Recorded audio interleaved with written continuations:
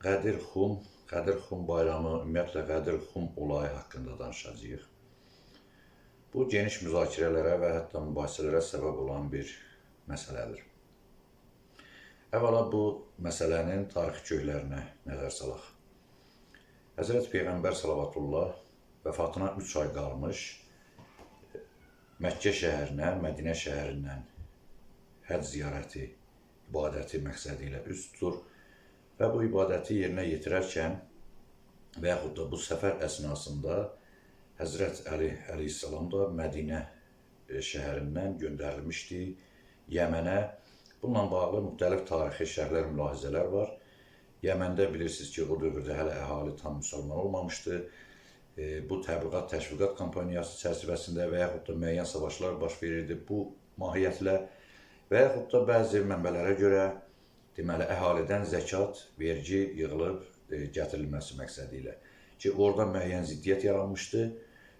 Ondan sonra Peyğəmbər Həzrət Əlini təhkim etmişdi ki, gedib bu məsələləri nizama salsın və oradan da Məkkə şəhərinə həccə qoşulmaq üçün təşrif buyursun və beləliklə Həzrət Əli əleyhissalam sürətlə irəliləyərək Həzrət Peyğəmbərin Məkkədə icra etdiyi həcc ibadətinə yetişmiş və orada bu ibadəti yerinə yetiriblər.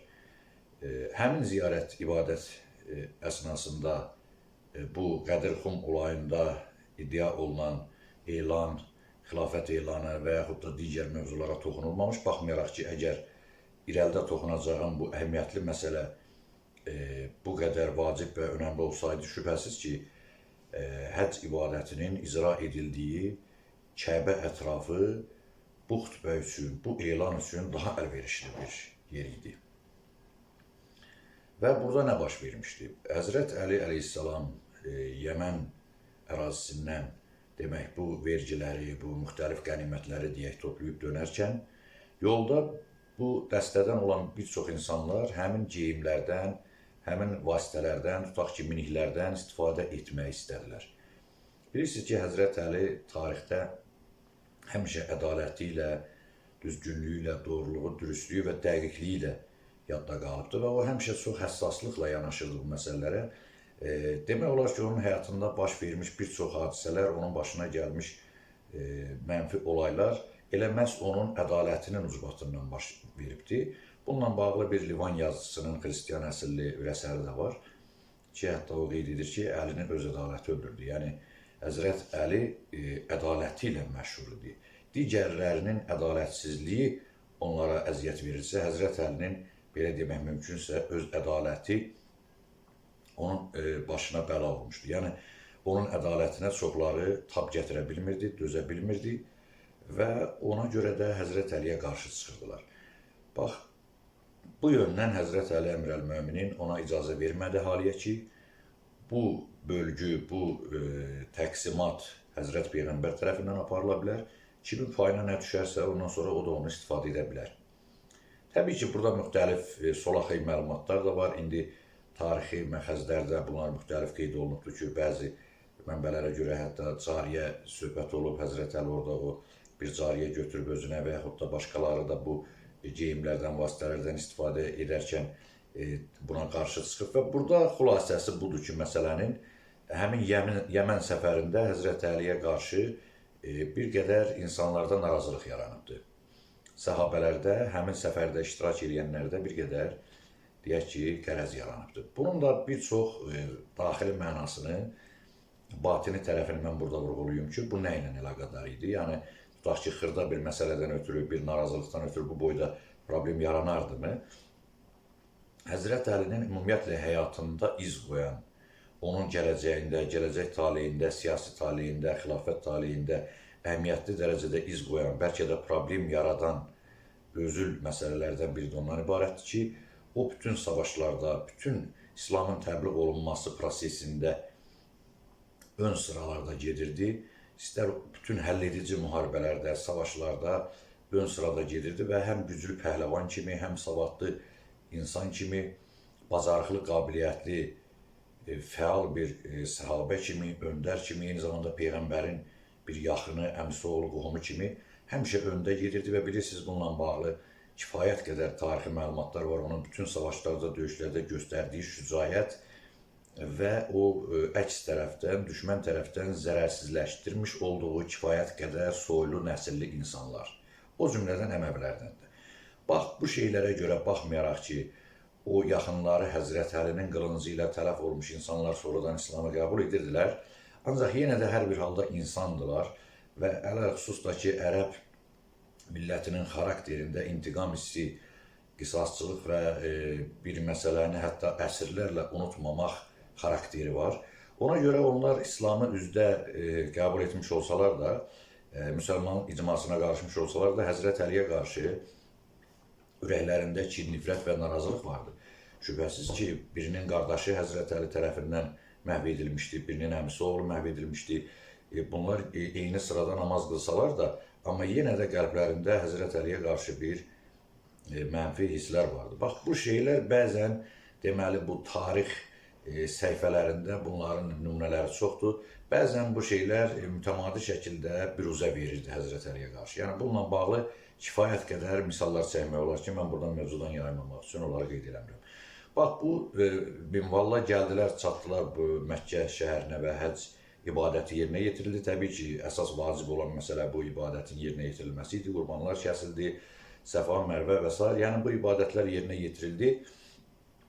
Həmin ərəfədə indi təbii ki, başları ibadətə qarışdığı üçün ola bilsin bu mövzunu o qədər də orada fürsət olmadı Peyğəmbərin nəzərinə çatdırmaq. Ancaq mənbələrdə var ki, hətta Peyğəmbərə bunu çatdırdılar, şikayət etdilər və o dinmədi, bir də təkrar etdilər, o yenə dinmədi, bir də təkrar etdilər və üzünü çevirdi ki, yəni bu məsələni bağlayın. Ancaq yenə də o müəyyən insanlar, maraqlı insanlar, yəni bunu bir fürsət hesab eləyərək Həzrət Əlinin belə deyək ki, nüfuzunu salmaqdan ötürü və yaxud hansısa mənfi məqsədlər üçün bu məsələni şair şəklində yaydılar bu həcc ziyarətində, ibadətində olan əsabələrin içində. Təbii ki, bunun müxtəlif mülahizələri, müxtəlif tərəfləri var ki, Peyğəmbər yenə də buna dinmədi və nəhayət qayıdıb gələrkən Mədinəyə yaxınlaşarkən artıq Zilhiccə ayının artıq 18-i idi. Necə deyərlər, bu hicrətin 10-cu ilində baş vermiş hadisədə 632-ci ilin təqribən mart ayı ərəfələrində 8 gün artıq keçmişdi bu həcc ibadətindən. Bunlar geri qayıdırdılar. Bir vadi var, Mədinə yaxınlığına yaxın bir yerdə. Qadir Xum dincəlmək üçün, istirahət etmək üçün demək, ayaq saxladı, karvanları açdılar. Və burada istirahət edərkən ki, insanlar artıq əyləşmişdi, dinlənirdi və bu şayə, bu dedikodu, bu söhbət yenidən burada alovlandı. Şübhəsiz ki, Həzrət Peyğəmbər ola bilsin düşündü ki, artıq da bunu dinməməklə, susqunluqla yola vermək mümkün deyil. Mütləq bu məsələ ilə bağlı bir münasibət bildirməlidir. Və beləliklə bu əksər mənbələrdə var. Hətta dəvə yəhərlərindən hündür bir minbər kimi bir şey düzəltdilər. Həzrət Peyğəmbər ora çıxdı. Həzrət Əlinin də əlindən tutdu. Orada bir xütbə söylədi. İnsanlara haqqa dəvət elədi. Demək olar ki, artıq ömrünün sona çatmasına işarələr vurdu. Və Ərəbistan yarımadasında, ümumiyyətlə İslam aləmində mövcud hadisələrlə bağlı proseslərə münasibət bildirdi və öz tövsiyələrini, vəsiyyət və nəsiyyətlərini etdi, Əhl-i Beytini sevmələrini buyurdu insanlara. Çünki bu mən danışdıqlarımı təbii ki, Həzrət Peyğəmbər daha dolğun və bariz şəkildə hiss edirdi və bununla bağlı gələcək hadisələri də görürdü. Ona görə qalaqlayıcı bir tədbir kimi Həzrət Əlinin əlini qaldırdı, buyurdu ki, Əlim mənim yaxınım, dostum, vəlimdir. Mən kuntu mövlahu fəəzə aliyyum mövla. Mən kimin mövlasıyamsa, əzizi, dostu, yaxını, sevimlisi, canından artıq bildiyi bir şəxsəmsə, Həzrət Əli də mənim üçün bu şəxsdir. Bax, bu sözləri deməklə artıq deməli bu söz söhbətə, bu dedikoduya, Həzrət Əliyə qarşı olan bu ikraha, bu mənfi münasibətə son qoymuş oldu.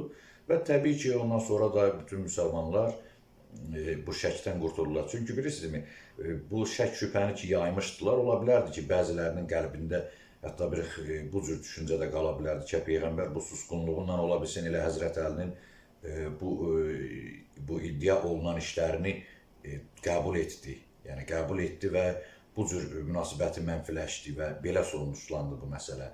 Və yaxud da bir qism düşünərdi ki, yox, bu mən qeyd etdiyim kimi ki, yəni bu söhbəti bağlamaq məqsədi ilə Peyğəmbər bu cür susqunluq göstərdi.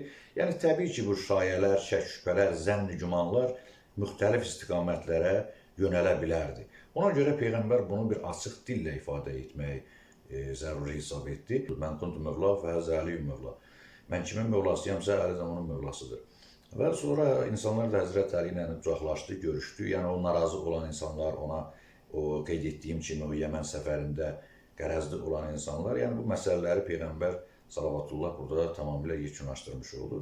Və salam. Yəni, ondan sonra Peyğəmbər 3 ay yaşadı və bu hadisə demək, əksər tarix mənbələrində, məsələn, Təbəri, İbn İshaq, İbn Səd kimi mənbələrdə o qədər də bir tarixi əhəmiyyət, o Peyğəmbərin qəzzələri kimi, müxtəlif bu hadisələr, xütbələr kimi əhəmiyyət kəsb etmədiyi üçün bu orada qeyd olunmayıb çoxlarında. Sadəcə o vadidə dincəlməkləri qeyd olunub. Çünki bir narazılığın qarşısını Peyğəmbər alıbdır da, bunu orada geniş şərh etməyinə ehtiyac var. Yəni, belə hadisələr İslam tarixində, Peyğəmbərin tarixində yüzlərlə, bəlkə də minlərlə var ki, hətta Peyğəmbərin özünə belə narazılıq bildirənlər olub. Bir dəfə biri deyib ki, sən ədalətlə bölgünü və bununla bağlı, məsələn, orada bir-iki cümlə keçir tarixdə.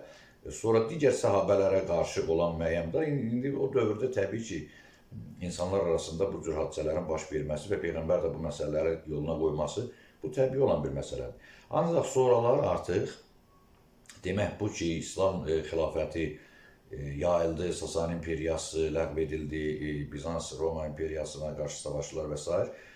Və bu ərəfələrdə artıq bu Fars şubiyyəsi formalaşdı ki, ərəb şovinizminə qarşı, bir növ Əməvlərə qarşı və bunlar başladılar bu məsələlərdən eşəliyib, bu tarixi qaynaqlardan olmayanda da özləri uyduraraq, deməli, müxtəlif əsaslar qondarmağa, öz ideologiyalarına əsaslar qondarmağa başladılar. Məsələn, bilirsiniz ki, Sasani imperiyası Ömər bin Xəttabın xilafəliyi dövründə, xəlifəliyi dövründə fəth edilibdir. Əsasən də qoşun başçısı, məşhur sərkərdə Allahın qılıncı adlandırdığı Həzrət Peyğəmbərin Seyfullah ləqəbli Xalid ibn Vəlid olubdur. Məsələn, bu gündə Farslar, İran şubiyyəsi Həzrət Öməri də, Xalid ibn Vəlidi də lənətləyir, söyür və onları kafir hesab edir. O cümlədən, yəni bu fəthilərdə iştirak edən bütün sərkərdələri və bunları kafir hesab edib lənətlənmək üçün də əsaslar lazımdır da, dırnaqarası əsaslar təbii ki. Bunlar açıq deyə bilməzdilər ki, bunlar bizim imperiyamızı məhv etdiyi üçün biz bunları söyürük. Ona görə də bax bu əsasları başladılar axtarmağa. Nəhayət bu şubiyyə o qədər formalaşdı, böyüdü, təkmilləşdi. Bunlar kim idilər? Bunlar Sasani imperiyasının qalıqları idilər. Bunlar həm o Şah sülaləsinin törənmələri, vəzir, vəkil, bunların törənmələri, hətta Həzrət Ömər bin Xəttabı qətlə yetirən, şəhid eləyən şəxs Firuz və onun yanında olan şəxs özü komandanıdır. Bir neçə savaşlar olubdur da, həmin ərəfələrdə Sasani imperiyası ilə. Həmin əsrlərdən idilər ki, o şubiyyənin üzvü idi və təbii ki, onu yetişdirib, yerləşdirmişdilər müsəlman cildində və o ilk xəlifə qatili məhz Fars şubiyyəsi olub, İslam tarixində sui-qəsd. Yəni, ərəblərdə bu sui-qəsd olmuyor, bu nakişilik hesab olunurmuş, bu yaxşı hesab olunmurmuş. Hətta Həzrət Əlinin haqqında deyirlər ki, o zirehinin arxa tərəfi həmişə açıq olurmuş ki, məni heç kim arxadan vurmaz. Çünki ərəbdirlər, bunların xüsusi bir milli, necə deyərlər, onların adət-ənənələri var idi. Bunlar da, məsələn, bu cür namərtcəsinə sui-qəsd etmək filan, bu yaxşı hesab olunmurdu. Hörmətdən salırdı adamı, tayfadan hətta onu o qəbilədən uzaqlaşdırırdılar. Ona görə onlarda kişi kimi qarşı-qarşıya çıxıb qılıncla döyüşmək bu cür, məsələn, hesab olunurdu. Hətta bax, buna görə deyək ki, o xəlifələr, böyük liderlər də o qədər ehtiyat edib özlərini, məsələn, sui-qəsddən filandan qorumaqdan ötürü xüsusi qoruyucular filanlar saxlamırdılar. Yəni, bax, bu Fars Sasani imperiyası fəth olunandan sonra daxil oldu İslama. Yəni, o adama sui-qəsd təşkil eləmək, yəni cildə girib, özünü müsəlman kimi göstərib, nəyinsə içinə harasa sızıb daxil olub, orada bax, belə şeylər törətmək, yəni bunlar demək, bundan sonra meydana gəldi. Və təbii ki, bu əsasları ki, Fars şubiyyəsi qondardı, axırı bunlar xəlifəlik daxilində o qədər artdılar, çoxaldılar. Əsasən də Əhl-i Beyti qalxan etməyə başladılar. Çünki bundan başqa onların vasitəsi yox idi. Nə deyib üsyan edəcəkdilər ki, bizim ölkəmizi tutdunuz, bizim dinimizi əlimizdən aldınız, bunu təbii ki, deyə bilməzdilər. Ona görə İslamın daxilində fərqlənməkdən ötürü, həqiqi müsəlmanlardan ayırmaqdan ötürü bir ideoloji cərəyan, bunu da təbii ki, o dövrdə din hakim olduğu üçün, şəriət qanunları hakim olduğu üçün bir məzhəb şəklində, bir ideoloji, siyasi cərəyan şəklində ortaya qoydular ki, buna tarixdə şubiyyə deyilir. Bax, bunlar məxfi şəkildə batini üsullarla hərəkət etməyi məqsəd qoymuşdular və demək, həmin hadisələr zamanı bax, bu Qədir-xum məsələsini qabartdılar, bir çox başqa məsələləri qabartdılar. Məsələn, Həzrət Əli ilə bağlı, Əhl-i Beytlə bağlı ilahiləşdirmə, tutaq ki, vilayəti təkvini, Həzrət Əlinin və yaxud da imamların, necə deyərlər, Əhl-i Beyt nümayəndələrinin ilahi sifətlər verərək bunları tanrılaşdırdılar. Necə ki, bu hamısı Sasani Fars qədim dinlərindən gəlmə ənənələr idi ki, onlar farslarını məsum, günahsız hesab edirdilər. Onların soyunu müqəddəs hesab edirdilər. Demək, bu hətta bu Fars coğrafiyasında qurulmuş dövlətlərə belə son dövrlərə qədər, əsrlərlə sonraya qədər sirayət etmişdi. Şahların soyunu müqəddəs hesab eləmək ki, şah ancaq şah soyundan olmalıdır. Nadir Şahı niyə qəbul etmirdilər ki, bu Səfəvilərdən olmalıdır. Mütləq atası, babası şah olan şah ola bilər. Yəni, bunlar Türkiyə ənənəsində belə bir şey yoxdur. Yəni, Nadir Şah qurultay keçirib şah olmuşdu, amma onu Fars şubiyyəsinin o Səfəvi törəmələri qəbul etmirdilər və ona qarşı çıxırlar. Bax, bu proseslər təbii ki, farsizmdən, bu şubiyyədən qaynaqlanan bir məsələdir ki, bunlar xilafət daxilində parçalanma salıb, yəni Sasani ideologiyasını başqa bir cilddə, bu imperiyanı başqa bir adda bərpa etmək, ən azı onun mənəvi coğrafiyalarını bərpa etmək üçün hərəkətə keçmişdilər və beləliklə İslam daxilində Əhl-i Beyti qalxan eləyərək, Həzrət Hüseynin də həyat yoldaşı ilə biri Fars qızı, Yezdə-Girdin qızı Şəhrabanudur.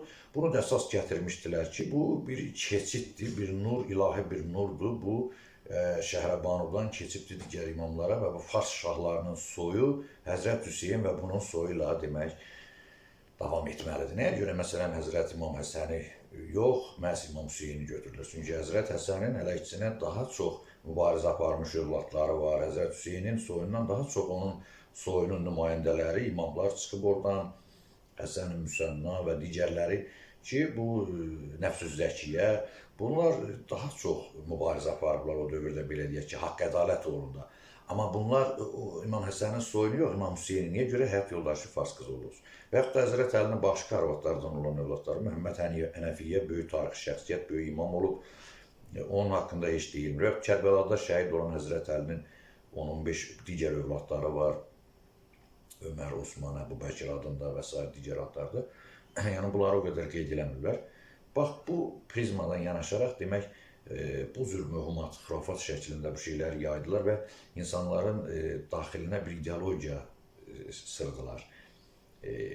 Həmən Fars şubiyyəsini müxtəlif adlarla, Əhl-i Beyt, güya bunlar tərəfdarıdır, güya bunlar imamları məsum hesab eləyənlərdir və s. Bax, bu əqidələri gətirdilər və nəhayət 10-cu əsrdə bunlar çoxaldılar və büveyhilər ki, Sasani imperiyasının ki, qalıqları vardı, Farslar vardı, bunlar gəldilər, yetişdirdilər, insanları ətrafında topladılar və artıq Bağdadda xəlifəyə qarşı təsir edici bir qüvvəyə çevrilir. Nəhayət Bağdadı da tutdular, İraq ərazisini və s. Demək olar ki, həmin dövrdə 10-cu əsrdə 2 rəhbərlik hökm sürməyə başladı. Bunların sayı az olduğu üçün tam xəlifəni devirib hakimiyyətə ala bilməmişdilər. Xəlifə simvolik olaraq yerində qalırdı, amma əsas büveyhi hakim idi, hökmdar, yəni rəhbər oydu. Yəni, bax, belə iki başlı bir, iki tirəli bir məsələ yaratmışdılar ki, bu da ümumiyyətlə bütün İslamı zəiflədirdi, İslam xilafətini zəiflədirdi. Təbii ki, bir dövlətin iki başçısı ola bilərmi? Bax, Farslar buna nail olmuşdur. Yəni, bu veyhilər həmin o Sasanilərin qalıqları və törəmələri idilər ki, Qədir-xumu onlar şişirdərək, təbliğatını apararaq, müsəlmanların Qurban və Ramazan bayramının müqabilində üçüncü bir bayram kimi təsis etdilər. Ki, bu nifaqı daha da rəsmiləşdirsinlər. Yəni, İslamı rəsmən kökündən, onurğasından bölüb parçalasınlar. Çünki İslamın bəzi ibadət formaları filanlar, bunlar detallardır. Əsas o onurğa, kök, özək cövhəri hesab olunan ibadətlər var, ehkamlar var ki, bunlar üsuli din sayılır, dinin əsilləri sayılır. Bax, bu dinin əslini onlar zədələdilər. Yəni, Fars Sasaniləri təbii ki, bunlar açıq-aşkar deməyəcəkdilər ki, biz Farsıq, siz bizim imperiyamızı dağıdıbsınız, biz də ona görə sizin dininizi parçalayırıq. Bunlar müsəlman ziddinə girib, demək, bax, bu cür daxildə bax, bu ideologiyanı yaydılar və Qədir Xumu bunlar şişirtdilər. Bu Kərbəla hadisəsinin, Aşura məsələsinin bax, bu cür qeyd olunmasını, bu zəncir vurma, baş yarma, ağı demək, daha müxtəlif bu ələmçilik və s. bu məsələləri, əzana məsələn Əliyyən Vəliyullahı əlavə eləmək ki, burada bir böyük problem yoxdur. Əzan özü bir müstəhəb məsələdir ki, əzan namazdan əvvəl oxunur. Orada bu sözü demək də olur, deməmək. Bu önəmli bir şey deyil. Sadəcə bunu onlar dedirtməklə müsəlman aləmini qıcıqlandırıb, parçalanmaya gətirib çıxardırdılar. Yəni, məsələ buydu, məqsəd buydu ki, uzaqlaşdırsınlar, yəni ikrah elətdirsinlər. Tutaq ki, başqa müsəlmanlar görəndə ki, o məsciddə oxunan əzanda belə bir şey deyilir. İndi hamı hər şeyin mahiyyətini bilmir ki, ikrah etsin ki, bu dində yoxdur, bunu necə əlavə elədilər və getməsin o məscidə. Beləcə ayırdılar rəsmən Fatimilər. Məsələn, 10-cu əsrdəki bunlar da Fars törəmələri idi, bunların vəzirlərinin çoxu, Həmzə, Hakim bi əmrillaha Allah elan eləyən ki, indi də Suriyada bunlar Druzlar adından İslama qarşı mübarizə aparırlar, Livanda, Fələstində və digər yerlərdə, Nuseyrilər və başqaları. Və Fars vəzirlərindən sonra da Fatimlərin vəzirləri Bədr el-Cəmali, bu Livan Suriya ermənisi, onun oğlu Əl-Əftal ki, bunlar qüdsü sərhəbçilərə təhvil vermişdilər. Yəni, bax, bu erməni, Fars faşistləri, deyək ki, o dövr üçün törəmələri, bunlar İslam cildinə girib, bax, belə xilafət, adı ilə xilafət qururdular. Nə bilim, mən güya ki, bunlar müsəlmandır, bunlar İslam xəlifəsidir və s. Bax, beləcə İslamı, yəni, məhv etmək, həm dini məhv etmək, həm də ki, İslamın o dövrdəki xilafətini, yəni o hakimiyyətini parçalanmaq və yerinə yesan eləmək məqsədi qoymuşdular. Və təbii ki, çoxları bax, bu mahiyyəti, bu məsələni bilməyənlər də bunların o rəngarəng mərsiyələrinə, o psixoloji təsirlərinə, o müxtəlif, təbii ki, indi Farsların qədim uzun müddət dövlətçilik ənənələri olubdur. Yəni, onların müxtəlif metodları, insanlara psixoloji təsir qüvvələri, siyasi təsir qüvvələri mövcuddur və bu vasitələrdən istifadə edərək, bax, müsəlmanların çoxunu da inandırdılar ki, həqiqətən güya bunlar əhl-i beyt yolçularıymış, həqiqətən bunlar imamları sevən adamlarmış və beləcə insanların bir çoxu inanıb bunların cərəyanına qoşuldular. Bu veyhilər və Fatimilər dövründə rəsmiləşdirildi ki, güya Həzrət Əlini Peyğəmbər rəsmən xəlifə təyin edibmiş, həmin o bayaq qeyd etdiyim hadisə zamanı, yəni elan edibmiş ki, məndən sonra Əli sizin rəhbərinizdir, xəlifənizdir və Peyğəmbər vəfat edəndən sonra da müsəlmanların əksəriyyəti, indi mənbələrə görə 125 min, 120 min səhabə iştirak edib həmin Qədir Xum olayında. Hətta deyirlər 4 nəfərdən başqa ad da çəkirlər ki, 4 nəfər Peyğəmbər vəfat edəndən sonra Həzrət Əlinin yanında müsəlman olaraq, mömin olaraq qaldı. Qalanlar hamısı kafir oldu. Və beləliklə nə olmuş oldu? Fars Sasani şubiyəsinin ideologiyası deməli Peyğəmbərin bütün yaxın ətrafına, hesabına axıtı kafir elan etdi. Bax, bu gün də bütün Kuleyni, Məclisi, Tusi, bütün hamısının məxəzlərində, kitablarında bu şeylər qeyd olunur. Ki, Peyğəmbərdən sonra, başqa yolla yenə təkrar edirəm. Bunlar bu müsəlmanları təkfir eləyə bilməzlər, ittiham eləyə bilməzlər ki, bizi gəlib fəth edibsiniz. Bax, belə şeylərlə, belə yollarla təqsirləndirib, günahlandırıb, küfürdə ittiham etməyə başladılar ki, hə, Həzrət Əlini Peyğəmbər sən demə, İmam təyin eləyibmiş, imamət də sən demə, nübüvvətdən daha üstün bir doktrinaymış. Yəni, hətta nübüvvət, 124 min Peyğəmbər bu imaməti yer üzündə bərqərar etməkdən ötürü gəlibmiş. Yəni, əsas hədəf, məqsəd imamət imiş. Yəni, nübüvvət elə belə bir vasitə imiş. Çünki Həzrət Peyğəmbəri də imam hesab etmirlər ki, imamlıq güya Əlidən başlayır və 12 imam. İndi sonra bunlar da bölündü, parçalandı. Məsələn, İsmailiyyə 7 imamlı oldu. 7 imam ilahiləşdirdilər. Sonra bu 7-ci imam da vəfat edəndən sonra da imamların sayını artırmağa başladılar. Sətr dövrü deyə bir gizli bir dövr, güya ki olubda o dövrdə imamlar gizli qalıb, sonradan bu ikinci bir dövr başlayıb və bu imamiyyədə məsələn qeybət dövrü, qeybət-i suğra, kübra deyə ikiyə böldülər və digər də fəthlər, İsmaililərin özlərinin neçə qolları yarandı, sonradan Fatimi xəlifələri dövründə qərmətilər gəldi ki, bunlar da bir indinin işidi kimi bir qəddar bir rejim qurmuşdular. Həşrakilər yarandı ki, bunlar Əlamut, indiki İran ərazisində və s. Yəni, bu Fars şubiyəsi bəlkə bir 600-dən çox məzhəbə, təriqətə bölünərək İslamı tikə-tikə elədilər. Yəni, İslamın ideologiyasını, o hədəflərini, əsas o kökünü, özülünü Bunlar atım elədilər, parça tikə elədilər. Yəni imamlar ilahlaşdırdılar, məsumlaşdırdılar. Məsələn, kim onu qəbul eləmədəsə ona kafir hökmü verdilər. Batini ideologiyanı gətirdilər ki, Quranın iki izahı var. Əsas üzrə oxunan deyil, əsas onun mahiyyətidir. Güya o ayələrin gizli ehtiva etdiyi mənalar var ki, burada məsələn bu imam nəzərdə tutulur. Bu sözü bu ayədə deyəndə bunun məqsədi bu deyil. Bunun kökündə filan şey nəzərdə tutulur.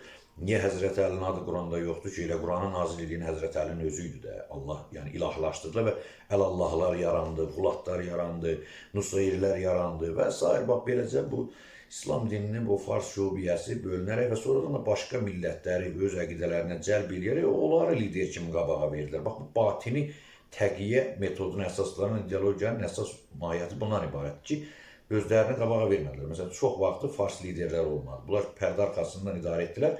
Qarşıya məsələn bir türkü, bir ərəbi, bir başqasını keçirdilər ki, hətta bu gün də danışılanda desin ki, filan kəs fars olmayıb ki, o türk əslidir. Nəhayət, Həzrət Əlinin bax bu məsələ ilə bağlı, Qədir-Xumla bağlı, baxmayaraq ki, Həzrət Əlinin bu günə gəlib çıxmış, hətta Nəhcül Bələğə adında bir xütbələr toplusu var və yaxud da müxtəlif hədislər var. Büveyhilər dövrünə qədər, hətta büveyhilərdən sonraki dövrlərə qədər Həzrət Əlinin adına yazılmış və uydurulmuş rəvayətlərin heç birində Qədir-Xum hadisəsinə toxunulmayıbdır. Nə imamlar, Əhl-i-Beyt imamları, indi mən Əhl-i-Beyt imamları deyərkən bunu 12 nəfərlə heç vaxt məhdudlaşdırmıram. Nə də İsmaillər kimi 7 nəfərlə məhdudlaşdırmıram. Əhl-i-Beytin elə hamısı imamdır. Yəni Əhl-i-Beyt elə müqəddəs, pak, öndər olan simalardır ki, onların hər biri imam. İmam öndər, lider deməkdir. Biz Şubiyyənin dediyi kimi Allah mənasında imam qəbul eləmirik ki, onda deyək ki, yox, bu xüsusi seçilmiş adamlardır. İmam Tanrı deyil, imam Peyğəmbər də deyil. İmam ərəbcədən tərcümədə öndər deməkdir. Namaza öndərlik eləyən şəxsə də imam deyirlər. Yəni bir siyasi, elmi liderlərə də imam deyirlər. Yəni bu mənada deyil. Ona görə Əhl-i-Beytin hamısı, İmam Zeyd də imamıdır, hətta İmam Cəfər Sadiqin oğlu İsmail də imamdır. İmam İsmaildir, bəli, imamıdır, öndər edir, onu da bir lider kimi qəbul edirdilər. Amma da bu Şubiyyənin dediyi kimi o ilahi sifətlər verilmiş imam kimi yox. Bax, bu prizmadan yanaşanda demək, Qədir-Xum hadisəsi haqqında nə Həzrət Əli Nəhcül Bələğəsində əsla buyurmur, bir qeyd yoxdur. Baxmayaraq ki, bu fars şubiyyəsi imaməti və Qədir-Xum hadisəsini sanki Həzrət Peyğəmbərin cəmaatı toplayıb özünü Peyğəmbər elan eləməsi kimi təqdim eləyir ki, bu böyük bir önəmli məsələ imiş. Burada Peyğəmbər, hətta Peyğəmbər də yox. Allah Maidə surəsinin 67-ci ayəsi də güya ki, buna görə nazil olunmuş. Baxmayaraq ki, Quran haqqında daha əvvəl nazil olunmuş bir ayət ki, ey Peyğəmbər, sənə nazil olan Rəbbindən təbliğ et, əgər bunu etməsən, risalətinin naqis olacaqdır. Bunu da bura yozurlar ki, baxmayaraq ki, Həzrət Əli və ona isnad olunan o rəvayətlər, hadisələrdə, nəqlində heç birində o Qədir-Xum hadisəsi xatırladılmır. Yaxşı, bu necə bir imamət idi ki, bu imama verilmişdi. Bu imam heç vaxt bunu tələb etmədi və heç vaxt onun xütbələrində, moizələrində, məsələn, Nəhcül Bələğədə bir cümlə də yoxdur. Və yaxud digər onun hədislərində bir kəlmə də yoxdur. Və o ayəni niyə gətirmədi? Bizim ən birinci Allahın əmrini elan etməlidir imam. Peyğəmbər tutaq gəldi, elan etdi ki, cəmaat, mənə Allahdan bu ayələr nazil olubdur. Mənə tabi olmalısınız. Mən Peyğəmbərəm. Və bu İmam Əli onda niyə o Maidə surəsinin 67-ci ayəsini Küfə məscidində və yaxud da başqa yerlərdə niyə aləmə car edib təbliğ etmədi ki, mən filan yerdə Qədir-Xum zamanı Allah tərəfindən imam təyin olunmuşdum, siz mənə qarşı çıxdınız və bu mümkünsüz bir şeydir ki, Peyğəmbərin də yox, Allahın təyin etdiyi bir təyinatdan, hələ Peyğəmbər ondan sonra da 3 ay yaşadı, yəni bu Qədir-Xum hadisəsi zamanı. Ki, insanlar başa üz döndərsinlər, 3-4 nəfər qalsın orada bu məsələyə iman gətirən. Yəni, bax, bu şeylər demək istəyirəm ki, Büveyhilər və Fatimilərdən sonra başladı bu ideologiya şəklində yeridilməyə,